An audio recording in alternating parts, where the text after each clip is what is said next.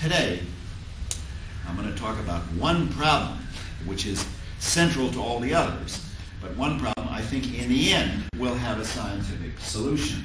But we're a long way from that solution, and we've got to solve some philosophical problems. We've got to make some philosophical progress before we can get an adequate way of posing the question so it admits of a scientific, of an experimental answer.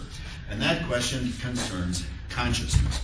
What exactly, I said the question was how do we fit in? Well, the question today will be how does our consciousness fit in to the rest of the universe? Here we are with all this kind of touchy-feely, airy-fairy consciousness going on. How is that supposed to be part of physics? Well, in the end, I think it is part of physics, and I want to explain how that's possible.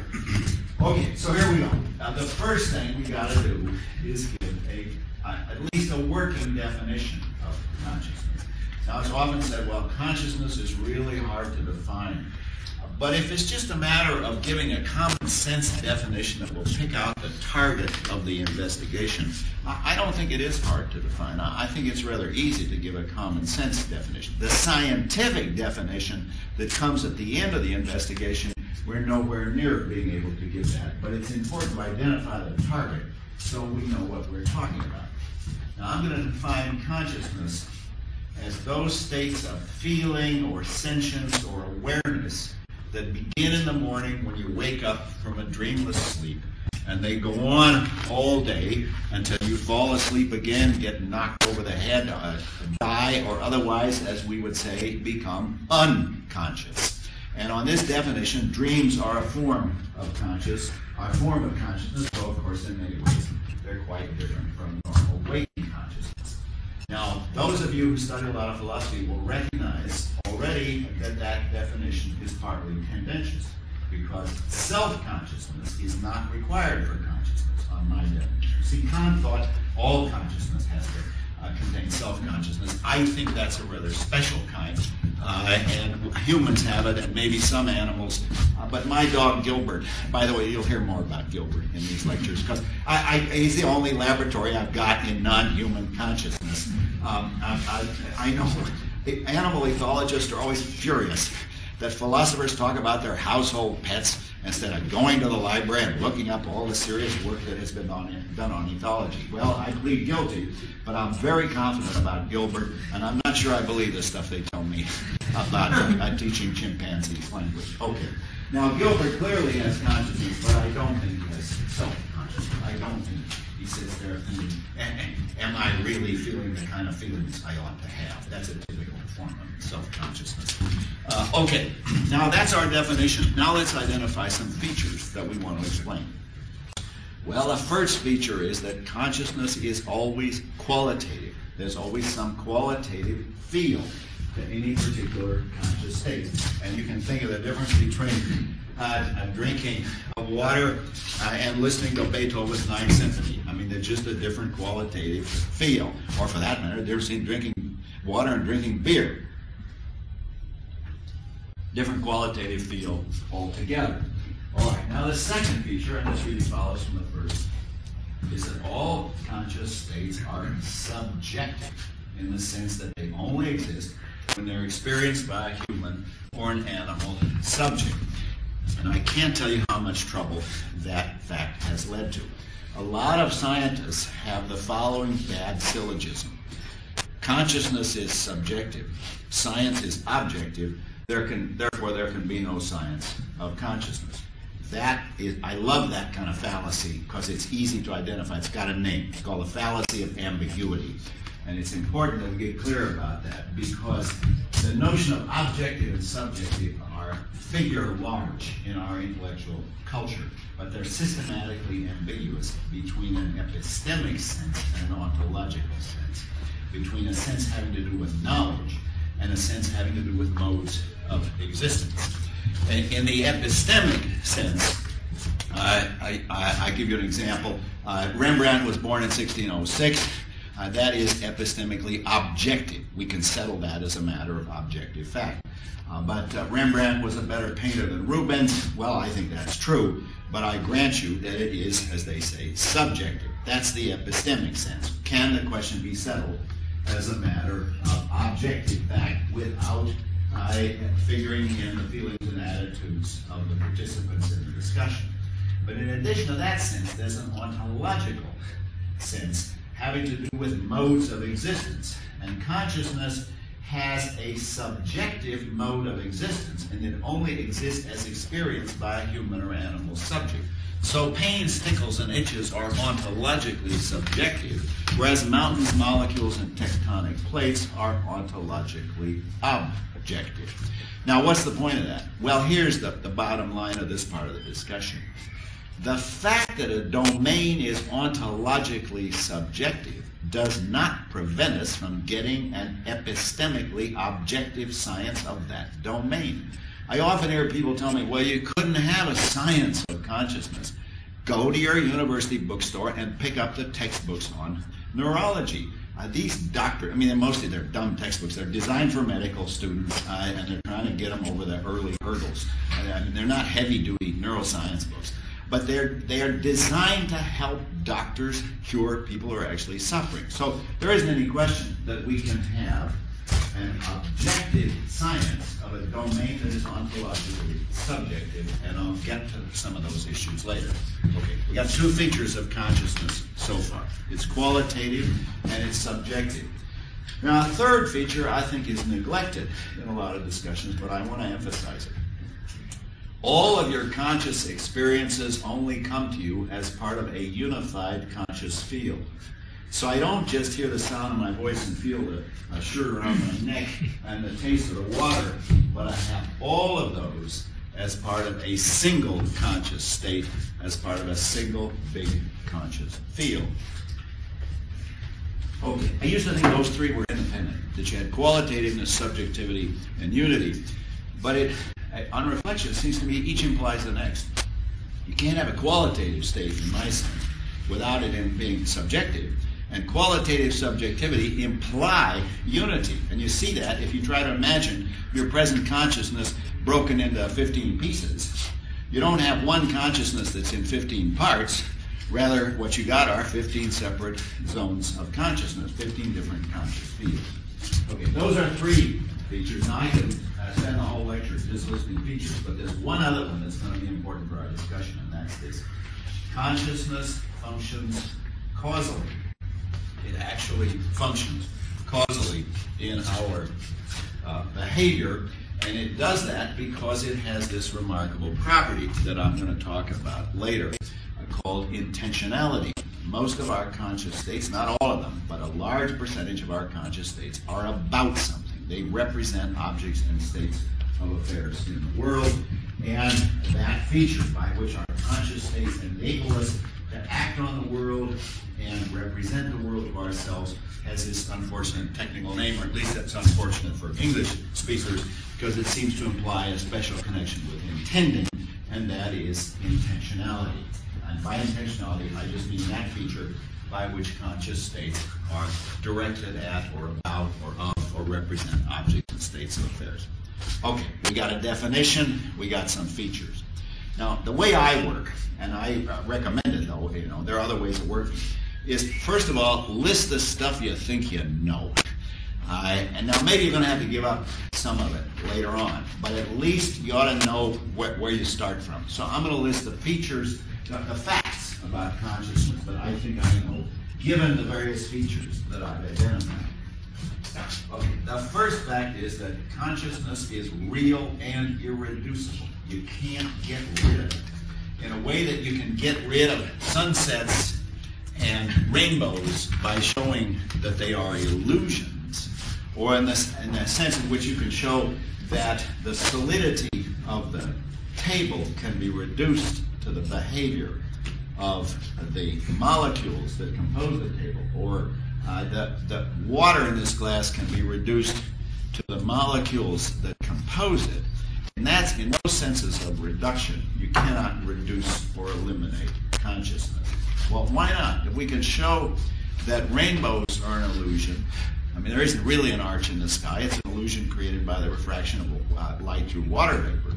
If you can do that with rainbows, why can't we do it with consciousness? And the answer to that is that consciousness consciousness has this peculiar feature that you can't make the illusion reality distinction for consciousness, because if it consciously seems to you that you are conscious, then you are conscious. That is, the illusion of consciousness, the conscious illusion of consciousness, unlike the conscious illusion of a rainbow, really is consciousness. So you can't make the illusion reality distinction for consciousness in the way that you can for rainbows and sunsets. But how about reducing consciousness to something else by showing what consciousness really just neuron firings? Well, the problem there is that if you did that kind of reduction, as in the way that we reduce the solidity of the table to the molecule movements, you leave out this essential character that I identified, the character of subjectivity. Yeah, this has an objective ontology, and consciousness has a subjective ontology. And I'll introduce another item of vocabulary. Entities that have an objective ontology have a third-person mode of existence. They exist from anybody's point of view or from nobody's point of view. But subjective ontologies like pains and tickles and itches only have a first-person ontology. They only exist from the point of view of some agent or subject who is experiencing them. And you can't do an ontological reduction of consciousness to anything that has a third-person ontology, because then you lose its first-person ontology. Okay, fact number one. Consciousness is irreducible and ineliminable. It's here to stay, so to speak. Okay, now the second point I want to make is it is entirely caused, conscious states are entirely caused by neurobiological processes in the brain. Now, 300 years ago, we couldn't have known that, but now we do know it pretty much for certain, that all of your conscious states, without exception, are caused by neurobiological processes in the brain. We're not sure yet exactly where and how that happens, though there is a certain amount of progress being made, and I'll tell you about some of it later. But we know that all of your conscious states are caused by lower-level neurobiological processes in the brain, and that's a stunning fact if you think about it. The blue of the sky, the taste of the water, the sound of music, pick your favorite. Feeling the angst of post-industrial man under late capitalism, if you have that kind of feeling. All of that is caused by lower-level neuronal firings. All of that is caused by brain processes. Okay, that's fact number two.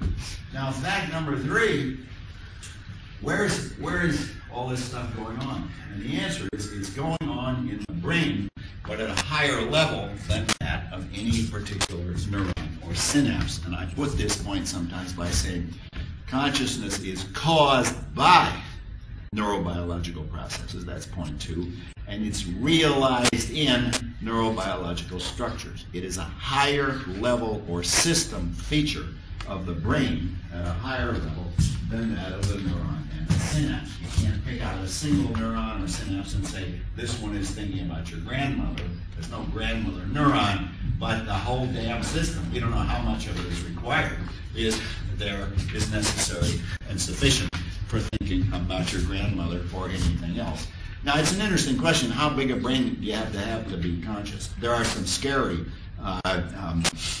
operations where you do a hemispherectomy and you take out a whole half the brain, and the guy is still conscious. I'm not recommending this, but it is a fact that you can be conscious even with the big sections of the brain removed. But on the best research, we think consciousness is a result of processes going on between the cortex and roughly within the thalamocortical system, within the cortex and the regions of the midbrain that comprise the thalamus and the hypothalamus. But again, I'll come back to those points later. Okay, so we got three facts. One is here to stay, it's real. Secondly, it's caused by brain processes. Third, it's realized in the brain. And fourth, and this one is also a stunning fact, much bothersome to philosophers, and that is it functions causally.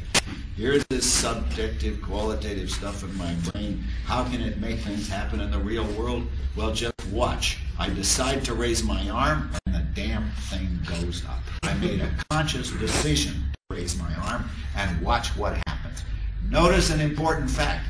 We don't say, well, that's the thing about the old arm. Some days she goes up and some days she doesn't. It's like weather in Lund. We don't say that. It's entirely up to me. If I want to rate, I always read some author who advocates what they call epiphenomenalism. Consciousness doesn't make a difference. And I think, oh yeah, you just watch. You get a sore arm if you read enough of these philosophers. Okay, so those are the facts that we want to explain. We've got a definition of consciousness, we've identified the features, and we've identified the facts that we want to explain. Well, it looks like it ought to be just a straight problem for neuroscience. Why don't these guys get busy and solve it? What am I paying them to do? And it looks like the three stages that are typical of scientific research ought to be applicable. The first stage would be to find the correlate in the brain, find the neuronal correlates of consciousness. And a lot of people are working on that, and you know they're working on it because it's even got an abbreviation. It's called the NCC, the neuronal correlate of consciousness. And there's a lot of research now aimed at finding the neuronal correlate of consciousness. The second stage would be to find out if it's causal. You've identified NCCs, you suppose, and now you want to know if they're causal. And the standard method of doing that would be to find out if you can shut down consciousness by shutting down the NCC, and if you can reintroduce consciousness by turning the NCC back on. And we have, this is how scientifically proceeded. Think of the germ theory of disease. And think of Semmelweis in Vienna figuring out that the cleanliness of his young doctors made a huge difference to the survival rate of his obstetrics patients. I mean, there he's looking for something like a correlate. Then later, you find that it's causal. And finally, the third stage is you try to get a theory. Why do these neuronal processes cause these conscious states? And why do neuronal processes of some kind cause consciousness to exist at all? Well, that is the project, but progress is very slow.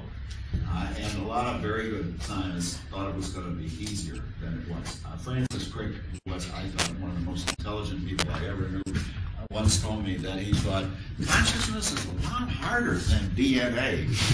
And I almost burst out laughing because I said, you know, we've been struggling with consciousness for over 2,000 years. And you know, it would be unrealistic to expect that we're going to get a quick solution. Okay. There are, however, some philosophical obstacles to this research, and I'm going to spend the next few minutes discussing them. Now, how am I going for speed? Everybody understanding me? I mean, one of the joys of lecturing in Scandinavia, everybody speaks better English than I do. That is not true universally over the whole world. But also another joy about the present era we live in is that for reasons having nothing to do with the merits of English speakers, English has become kind of a lingua franca. You can go anywhere, and pretty much anywhere in the world, and lecture in English. France is something of an exception because they resent it if you lecture in English, even though they do understand it. Occasionally I lecture in French to everybody's excruciation. But I'm not going to attempt to say anything in Swedish. And it occurred to me, well, maybe when Pufendorf was in this very room, he may have been lecturing in German. I don't know if Pufendorf. He was, after all, I assume German, so he may have lectured in a foreign language. Anyhow, I don't want to go too fast, but apparently everybody's keeping this, so I'm just going to keep going at this general rate of speed, because there's a lot of ground we want to cover. Okay, what's the problem? What are the philosophical problems? Well, there are two philosophical views that impede the kind of research that I have been talking about. And they both have famous names and I want to say famous histories, even if the histories are notorious. The two colossal mistakes in this whole area are called, respectively, dualism and materialism. And they're assumed to be, in a lot of the literature, mutually exclusive. Dualism is the view that says there are really two different kinds of things in the universe, mental things and physical things. And remember, Descartes told us the essence of the mental is consciousness. So a dualism says you got two things in the universe. And the materialist, on the other hand, is defined as saying, no, there's only one kind of thing in the universe, and that is the material phenomenon. There's no such thing as consciousness, as they sometimes like to say, no such thing as consciousness over and above the neuronal processes. There's no such thing as qualitative subjectivity of the kind that I have been defined. Well, okay, I'm not going to spend much time on these guys, but I think it's important to get them out of the way so we see what the trouble is. And I want to say in advance, both dualism and materialism are trying to say something true. There's an element of truth in both of these accounts. And what we've got to do is overcome the urge to say something false while preserving what is true in both accounts. Both accounts are trying to say something true. Both end up conjoining a truth with a falsehood, and we've got to sort that stuff out. We've got to preserve the truth while getting rid of the falsehood. Now, materialism for a long time held sway in the philosophical community in which I am a part. And materialism was assumed to be absolutely right. We had to get rid of or reduce or otherwise eliminate consciousness. Otherwise, we were giving up on the scientific world view. I think materialism of that kind has been pretty much decisively refuted, and I'll mention some of the objections to it. But the problem is that with the death of materialism, or I won't say death, that's a better question, with the decline of materialism, dualism seems to be becoming respectable again, and I want to attack dualism. So let me first attack materialism, and then attack dualism. Okay, everybody ready? We're going to have a more polemical part than I think we've had before. Now, the problem with materialism is that it denies something that we all know from our own experiences to be the case. Namely, we all have these conscious, subjective, qualitative feelings that I've been talking about. If you have any doubt, just pinch your forearm. There's always some philosopher who will tell you, well, qualitative states don't really exist. There aren't any qualia. That's a word they have for qualitative states. And I feel like, pinching these guys to see that does nothing happen when you get pinched. Of course, qualitative states exist. That's just to say that we are all conscious. Now, the way that people thought for a long time that they could get rid of all of these things was to show that they could be reduced to something else. And in my lifetime, the favorite modes of reduction were computational models of the mind. And for a long time, the prevailing orthodoxy, the prevailing model, prevailing paradigm in cognitive science was called a computational theory of the mind. And when I first got into this field, I couldn't believe it. But the standard textbooks, in general, all had an equation of the form mind is to brain. I'll even write it out. One of my favorites. The mind is to the brain as the program is to the hardware. And so it looked like, if that's right, well, look, we got a beautiful scientific project. All you got to do is figure out the program. And one of the beauties of this, you're too young to remember the joys of these days, but we're talking late 70s, early 80s, when cognitive science was first being born. And one of the beautiful aspects of this, which inspired a lot of people, is you don't actually have to know how the brain works in order to be a scientist of the mind. In fact, the brain is just kind of crummy hardware. We just happen to be implemented in brains. And one guy has written recently, in a recent book I reviewed, he said, as the technology improves, we will have ourselves downloaded, or maybe it's uploaded, into better hardware. We'll get out of the wet, messy gook that we carry around in our skulls and get into a decent hard drive where we can actually live. Now, this guy grants it's no fun being a desktop or even a laptop. So you got to have a body to go with that. But then another technology is going to come to our rescue, nanotechnology. What are we going to be made of? Well, he doesn't answer that question, but I was reminded of a movie I once saw where a guy was advised, consider plastics. Maybe we will all consider plastics. And the idea is that we're all going to end up as plastic bodies with our programs put onto decent hard drives. And this does have a lot of appeal in certain quarters. For one thing, it promises immortality. I mean, it's true. You got to make frequent copies. Suppose you get run over by a truck. Well, it doesn't matter because we got a copy stored on the shelf. We just plug it in and you're off and running. Now you have I'm not inventing this. An actual author, some antique chivalry prevents me from telling his name. But in any case, if you ask me afterwards, I'll tell you the name. He does say, well, you got to make frequent updates because if you let your copy of yourself that's on the shelf get out of date, then you'd have to repeat the same mistakes over again. So maybe you have to go through the same divorce over again or the same manic depressive state. I don't know. In any case, I like people who have the courage to state crazy views because they're easy. They're clear. You can state this clearly, and it's easy to refute. And I refuted it 25 years ago, and I'm embarrassed to repeat it, so I'll just say it in a couple of seconds.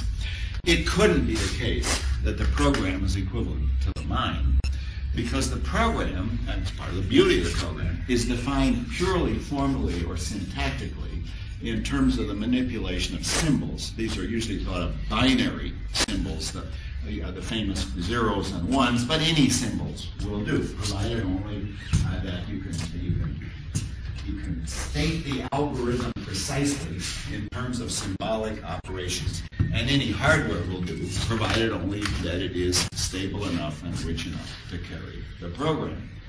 But the problem with that is that we all know our minds have something more than formal symbols. We actually have mental contents.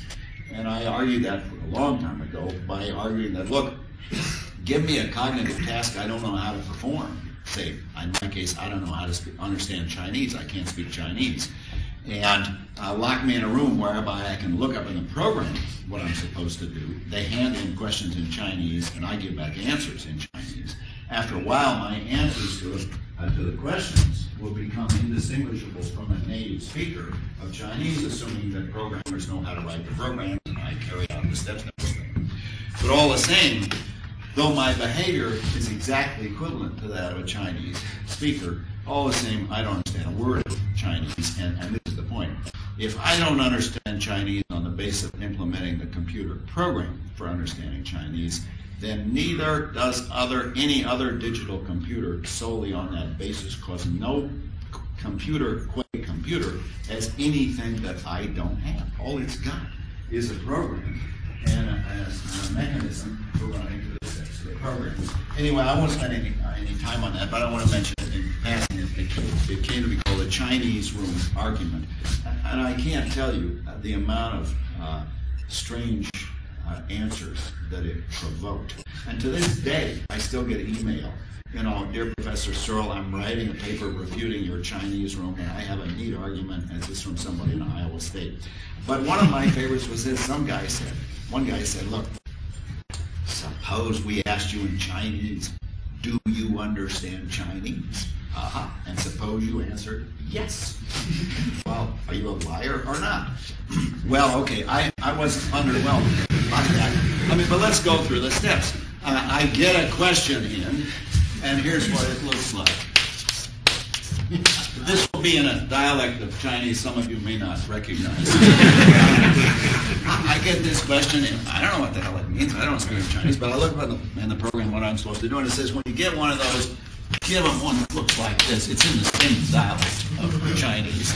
And now, unknown to me, this one means, do you understand Chinese?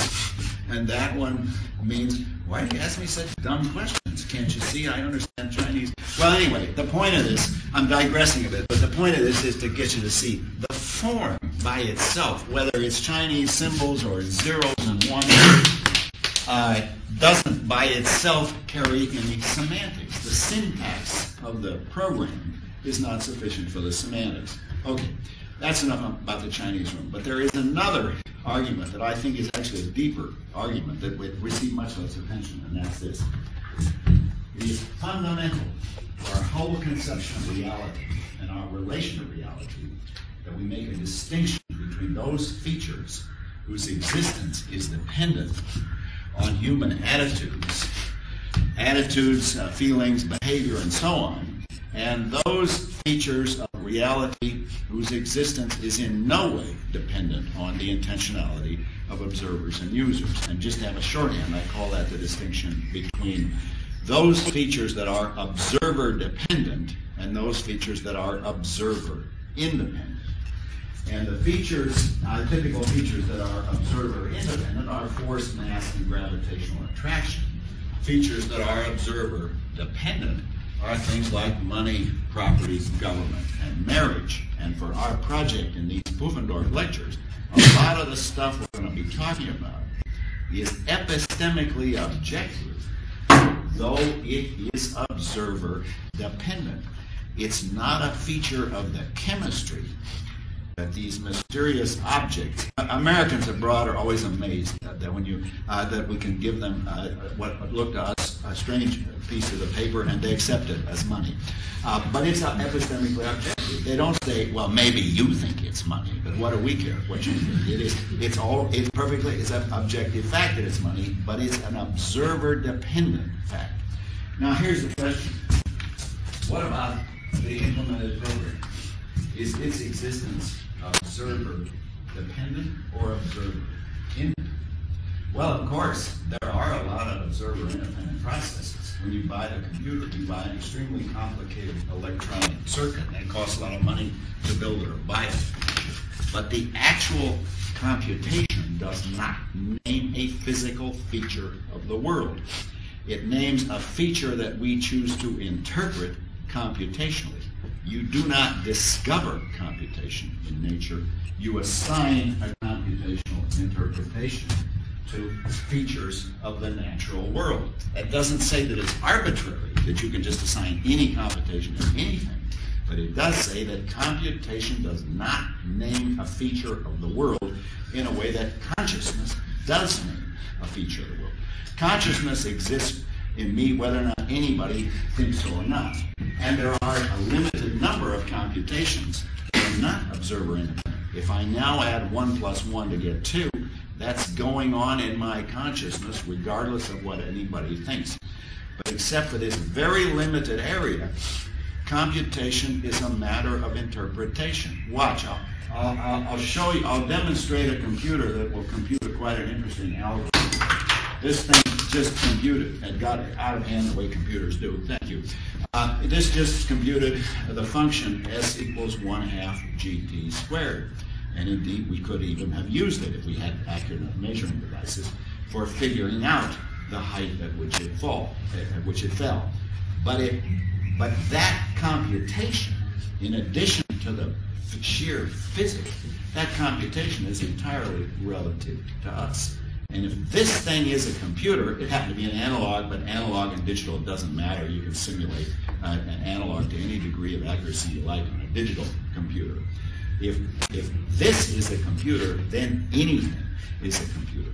Computation does not name a natural process in a way that consciousness does. Okay, I'm tempted to talk more about materialism, but I want to move on. Let's get to dualism. Well, the problem with dualism is that you can't make a coherent statement of it. You cannot give an account of how reality hangs together if you postulate that there is some feature of the world that falls outside of what we know, that falls outside of the net of our possible knowledge. If you say that, well, there's this separate non-physical phenomenon in the world, then it's going to turn out that it can have no causal effects. And a lot of dualists have, in fact, accepted that. They've accepted the view That is, they say, consciousness is epiphenomenal. I think my decision to raise my arm caused to go up, but that's an illusion. The actual causal mechanism was entirely done by the neuron firings and the secretion of acetylcholine at the synaptic receptors, and eventually the sequence of neuron firings reaches the axon end plates of the motor neurons, and then there's a whole complicated series of mechanisms involving the ion channels and the actin and myosin filaments. That's what raises the arm. And this is often presented to me as a decisive objection. Epiphenomenalism must be true, so the dualist says, because we know that anything that caused the arm to go up must have these electrochemical properties. And the consciousness that you've been citing, that doesn't even have any electrochemical properties. Okay, what's the right solution? How are we going to cope with this dualist argument and with the epiphenomenalism that dualism seems to give rise to? Well, first of all, I want to show you that there is a simple way to reconcile the fact that my arm going up was caused by my conscious thought processes, together with the fact that anything that caused my arm to go up must have certain electrochemical processes. It's the other. I see the other one. Yeah. Okay. How we doing? All right. And in fact, what we can do is go some way to solving the traditional mind-body problem. And we're going to prove that the mental is really an aspect of the physical. Can everybody see it in the back? I'll read the damn thing aloud. Premise one, at least some conscious mental events cause bodily movements. That's me raising my arm. My present intention and action caused my arm to go up. Premise two, anything that causes my arm to go up in that way has to have certain electrochemical properties. For example, the secretion of acetylcholine in the synaptic clefts of the motor neurons. But now that already, just by itself, implies that some conscious events have electrochemical properties. The event of my causing my arm to go up by intentionally raising it is an event that at the top level has these intentional psychological properties, subjectivity, qualitativeness, and the bottom level has the properties of involving neuron firings at synapses and other electrochemical properties. But now let's add to that any event that has electrochemical properties is a physical event. So we get conclusion two, at least some conscious events are physical events. But then, how is that possible? Weren't we brought up by Descartes to suppose that the physical and the mental are mutually exclusive? And I want to say the way out of this mess, the way out of the mess which we've had for the past 300 years, is to get rid of the traditional vocabulary with its opposition of the mental and the physical, and just try to state the facts as we know them. And that leads me to my next visual aid, and here I think is the way out of our problem.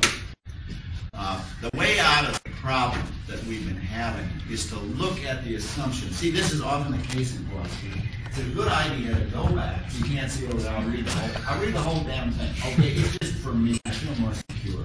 I've got this. So yeah, that really is what I meant to say. But you don't actually have to look at it. Listen to me. I'm going to say the same thing. Here's what we got to do. Make a list of those features we think are defining of the mental or consciousness, and then make a list of those features that we think are defining the physical or the material world. And my list comes out on the consciousness side comes subjectivity, qualitativeness, and intentionality. And then, having read Descartes, it's not supposed to be spatially located or extended, and it doesn't have any of those properties like force, mass, and gravitational attraction. On the material side, not surprisingly, you get the opposite. Ontological objectivity, it's quantitative and measurable, there's no intrinsic intentionality. All the material world has spatial locations and dimensions, and it has such other features as force, mass, gravitational attraction, and electric charge. So what's our puzzle? How are we to resolve the puzzle? And I think the answer is just to get rid of this part and move all of that other stuff. There's no reason why you can see this is a real high-tech operation here. In the end, we'll all be forced to this damn PowerPoint. You suffer from that in Sweden. You will. I promise. I don't like it, but anyway, here's my early technology. I want to say that's what the world contains. And if that's right, then forget about the traditional dichotomy. Forget about dualism and just recognize, move subjectivity, qualitativeness, and intentionality over in with the rest of the world where it belongs. And if it's uncomfortable to say, well, consciousness is really a material phenomenon, and I find it uncomfortable, and get rid of that terminology of material and spiritual, of matter and spirit, of mind and body, because you don't really need it. You can say all the facts. You can say everything you really want to say without invoking that traditional vocabulary. Okay, so that's the solution to dualism. Now, notice what I've said, though, and this bothers a lot of people. I have said consciousness is not ontologically reducible to neurobiological processes because it has a first-person ontology. It's got a subjective ontology, but it is causally reducible. There are no causal powers to my conscious states that are not explained by the behavior of neurobiology. So you can recognize the ontological irreducibility of consciousness without denying the unity of the world, because the unity of the world is accounted for by the seamlessness of the causal relations that exist in the world. See, I said at the beginning that our central task now in intellectual life is to give an account of the human reality that is consistent with what we know about the world, anyhow, with what we know about the world from the disciplines that are pretty solidly established, like physics and chemistry. But to a lot of people, it looks like if you say, well, consciousness is irreducible, then you've already accepted dualism. But I want to say that's wrong. I have not accepted dualism because, of course, the lack of reduction has to do with the subjective first-person ontology of consciousness, not that it stands outside the net of causal relations. On my account, consciousness is a causal feature like any other, and its behavior is entirely accounted for by, causally speaking, by the behavior of the neuronal structures.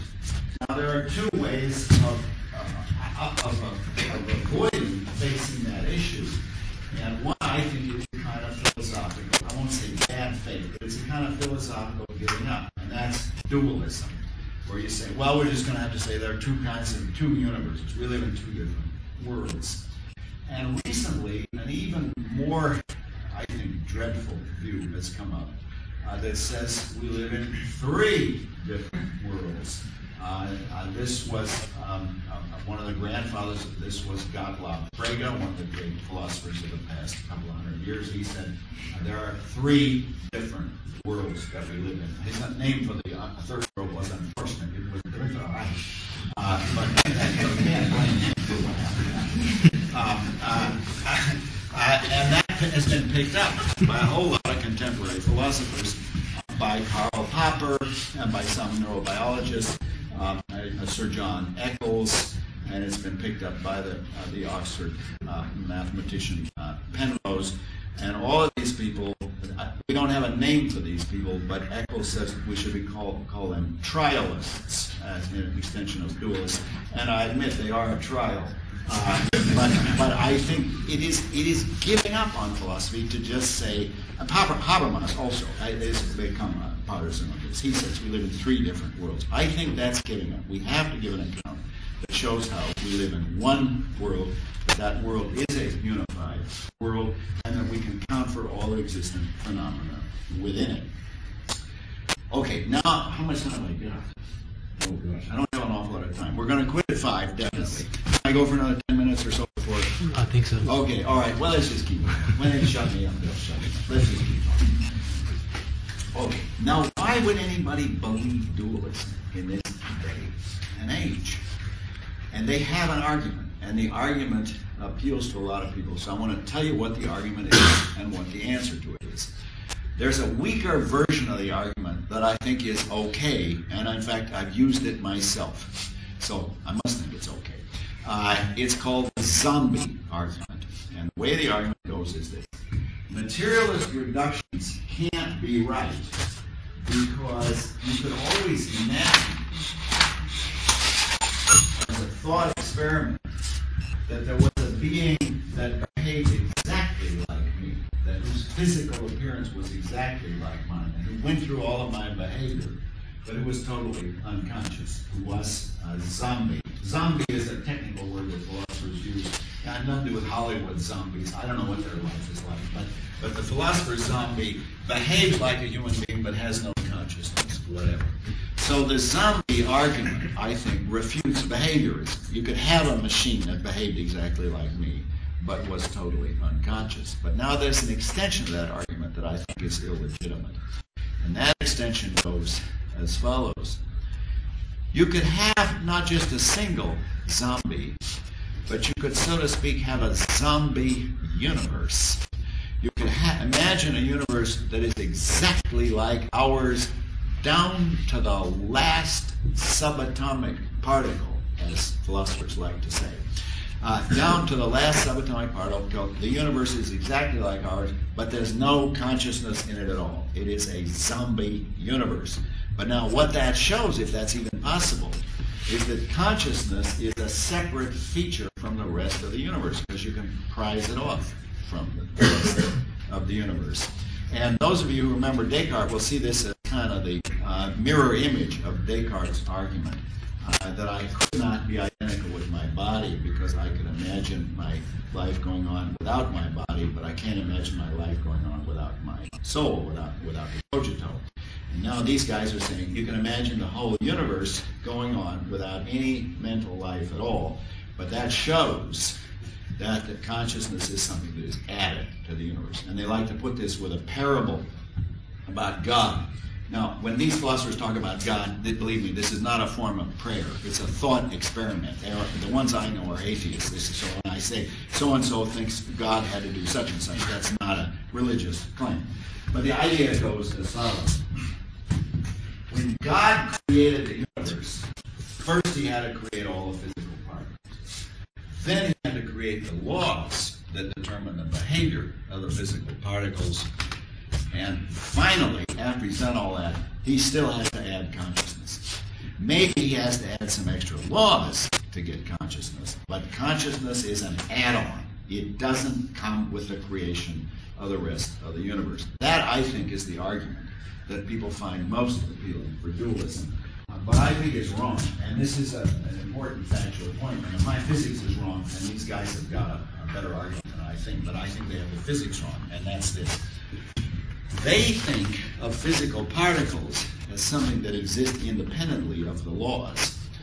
They think of physical particles as like little tiny grains of sand, only much smaller. You can't even see them, but they're like tiny grains of sand. So first God creates all these grains of sand, and then he creates the laws that govern their movements. There are these sandstorms that go around. But even if you got all the sandstorms, you still haven't got consciousness yet. You have to add consciousness onto that. Now, what's wrong with that? Well, the answer is you cannot separate the existence of the particles from the laws that define their essence. To take one simple example, when God creates electrons, he doesn't first create an electron and then decides to give it a negative charge of whatever is the negative charge. Somebody here will probably know and I don't. But anyway, electrons have a negative charge. To create the electron is already to create something that has a negative charge. So it's a mistake. This is sometimes talked this way, but I'm pretty sure it's a mistake to think that the particles exist independently of the laws that describe their operation. Those laws, on the contrary, give us the essence. So you cannot imagine that the world exists as we know it, and with the